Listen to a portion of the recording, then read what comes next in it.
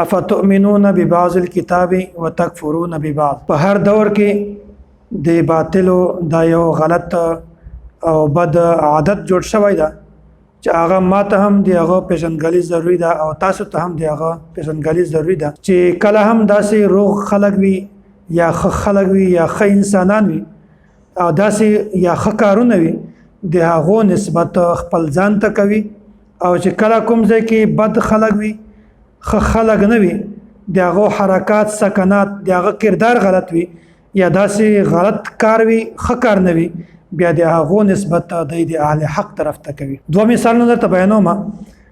ما کان ابراهیم یهودیا ولا نصرانیا ولکن کان حنیفا مسلما. سوره آل عمران کې دغه آیت موجود ده. د یهودیانو او د عیسایانو د عادتو چې کله هم ښه انسانان وي یا ښه کارونه وي د هغو نسبت خپل ځان ته کوي او د بدو کارو او د بدو خلکو نسبت دا د اهل حق طرف ته کوي. نو دلته یهودیان او عیسایان چې کوم دی د حضرت ابراهیم علیه السلام نسبت د خپل ځان ته کړی ده او داسې د خپل دفاع لپاره او خپل سهارې جوړولو لپاره د حضرت ابراهیم علیه السلام دا د خپل ځان ته وړی ده. دا وایي چې ابراهیم علیه السلام دا د موږ ده خپل ځان سهارې جوړه کړې ده او خپل د ځان دفاع پې کړې ده او داسې یهودیان عیسایان دا ټول دا وایي چې ابراهیم علیه السلام دی ما ده. الله تعالی جواب ورکړی ده ما کان ابراهیم یهودیا ولا نصرانیا ولکن کان حنیفا مسلما. ابراهیم علیه السلام نه یهودی او نه عیسائی بلکې دا د الله تعالی بنده. دا د اهل باطلو یو غټ سازش ده. په هر ځای کې په هر کار کې د عادت ته چې کله هم داسې شخصیت وي کنه چې هغه د دې په مذهب باندې فوقیت راوړي یا د دې مذهب ورسره مضبوطیږي د دې په حق کې خبره دی کړې وي بیا دا وایي چې دا بزرګ دا د موږ ده. دا چې کوم کس ده دا اهل حدیث ده. دا کس چې کوم ده دغه د موږ د فرقې سره د موږ د مذهب سره تعلق ده. او چې کله داسې انسان وي چې د هغه حرکات سکنات د هغه کردار په دا باندې خلک لاسونه ګوتې اوچتوي او د دغه کردار صحیح نه وي یا د دوی خلاف وي د دوی خلاف خبره لیکلې وي یا بهرحال چې هر څرنګه وي چې دوی ته خوښ نه وي بیا دا وایي چې دا کس تعلق د مونږ سره نه ده بلکې اهل حق سره ده بلکې دوی د مونږ طرف ته دغه نسبت کوي. مونږ ته خو اهل حق نه وایي ځان اهل حق بولي خو د دغو نسبت د مونږ ته کوي.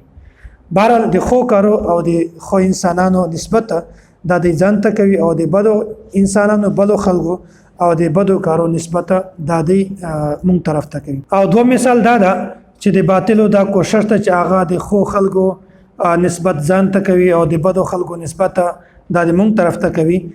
داسې مسیلمه کذاب دا یو لعین انسانو دغه د نبوت دعوه کړې وه او داسې زبیر علیزی دا د اهل حدیثو یو غټ عالم دا 2013 کې وفات شوی ده. دغه داسې وکړل چې د مسلمه کذاب تعارف یې لیکلی ده. دا لیکي چې مسلمه کذاب الحنفي حنفي لفظ ورسره لیکلی ده. دا د دې وجې نه چې خلک د احنافو نه متنفره شي خلک د احنافو نه کاټ شي صرف د دې وجې نه چې مطلب د حنفیان چې کوم دي د مسلمه کذاب دا حنفي وو خلکو په ذهن کې نفرت پیدا کولو دی وجه نه د مسلمه کذاب تعارف داسې لیکلی مسلمه کذاب حنفي.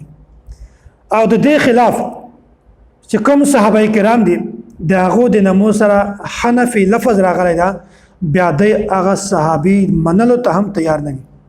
صحابي نه مني بالکل د هغه انکار کوي. مثلا څو نمونه زه تاسو ته اخلم.